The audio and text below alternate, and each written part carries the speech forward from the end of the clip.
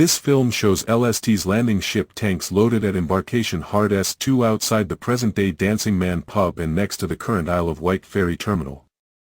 The landing ship tank, LST, was affectionately known as a large slow target, yet undeniably they were the major workhorse of Operation Neptune. With roughly 230 to 300 involved on D-Day and their unique ability to deliver heavy armor, trucks, and supplies directly onto beaches, plus acting as vital casualty evacuation transports, they were integral to the success of Operation Overlord. These HARDs too were to prove essential for the shuttle service of reinforcement troops and supplies that continued after D-Day. There were 3 more HARDs at Southampton, S1 in Mayflower Park, S3 at Town Quay, in front of the Platform Tavern, and S4, outside the current soccer stadium near Britannia Wharf.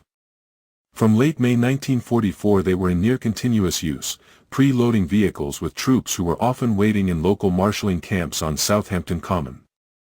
These craft could move men and material to shore without the need of a fixed port, allowing the Allies to generate combat power over an unprepared beach.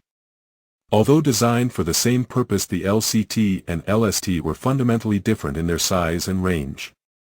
In terms of their payload, the LST could carry 18 to 20 tanks, hundreds of soldiers, and even smaller landing craft, like the LCT on its main deck. During D-Day, LCTs were used in the initial assault waves because they were smaller and more maneuverable. LSTs were brought in once the beachhead was more secure to deliver reinforcements. The original color film was taken by the socialite Rosie Newman, whilst the poor quality black and white film is taken by the Imperial War Museum from the bridge of an LST moored alongside the Royal Pier at Embarkation Hard S2.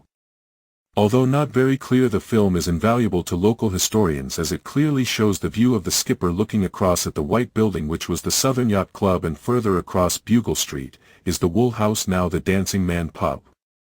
As the LST goes about to head for the Solent, the camera pans along the town quay, which looks very different in 1944.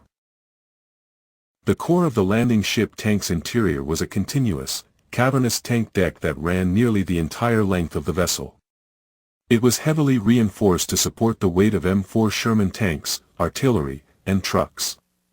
A specialized piece of equipment designed to move heavy vehicles, tanks, and supplies from the weather deck down to the main tank deck for amphibious assaults was the inboard elevator. The elevator was situated on the foredeck, forward of the superstructure, and was used for loading and unloading vehicles from the upper deck, allowing for a 2-tier loading system to maximize cargo capacity with tanks below and trucks and jeeps above. Below the decks, the ship contained a complex system of large ballast tanks.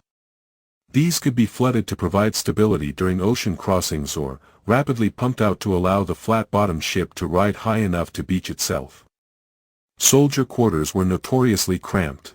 In some areas, troops slept on canvas bunks stacked 4 high, sometimes 24 bunks in a single small room. These were often described as the most uncomfortable bed soldiers would have before reaching the battlefield.